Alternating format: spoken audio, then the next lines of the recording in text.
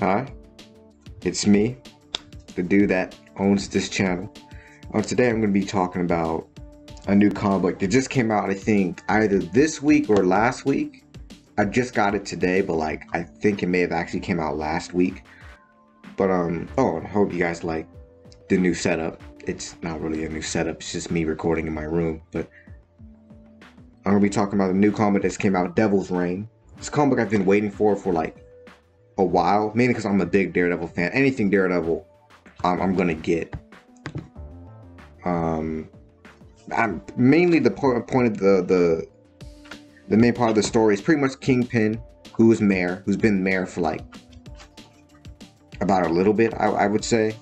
Especially in the Daredevil comics, him being mayor is like a very big part of the story. It's only ever been a big part of Daredevil's story, but now what makes this comic book so cool is that it's mainly a big chunk of the Marvel universe, and I mean a big chunk, like a big chunk. Like you have Fantastic Four, Iron Man, Captain America, even most of the majority of the Marvel Knights, Spider-Man.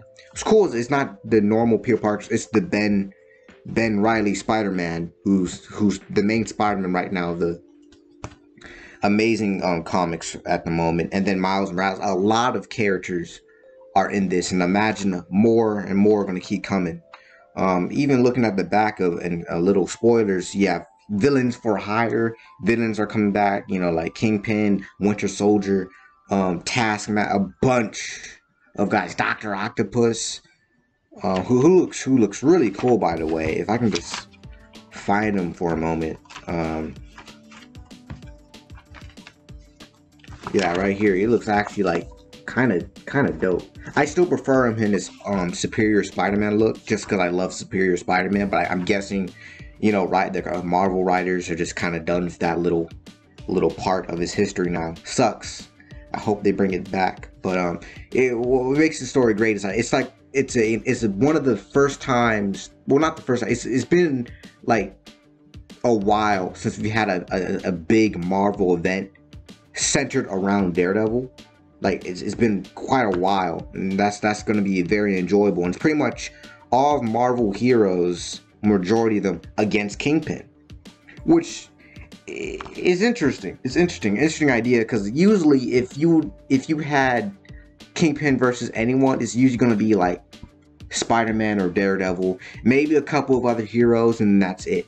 He's pretty much done for. He loses. But no, actually, it's the majority of the universe trying to outsmart Kingpin, not necessarily muscle him.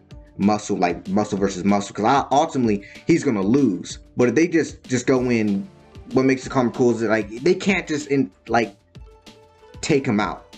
They can't get all their powers, all their weapons, and just beat the crap out of Kingpin, because that would literally prove Kingpin's point that these heroes are just going wild, doing whatever they want. They're gonna have to, again, outthink them, use the system in their advantage, which kind of comes to the point of Iron Man running for mayor as well, to try and get an edge on him. It's really cool. It's kind of like,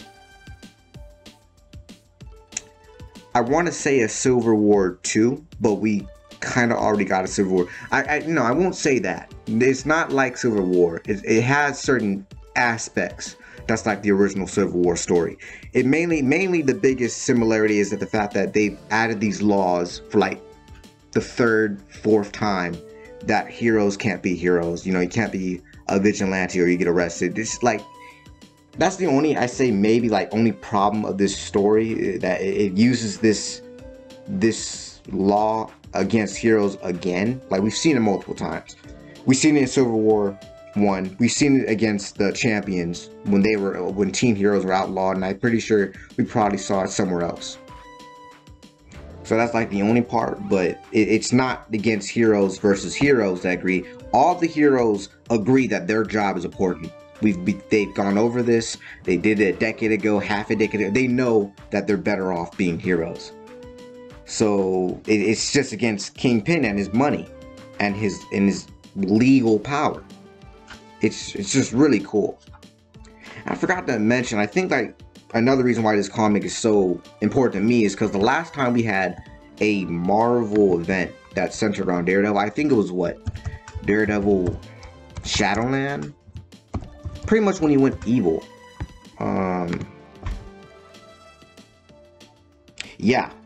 Yeah, like Daredevil Shadow. I don't know if I would call that a Marvel event, but it had a lot of Marvel Knight characters in the book.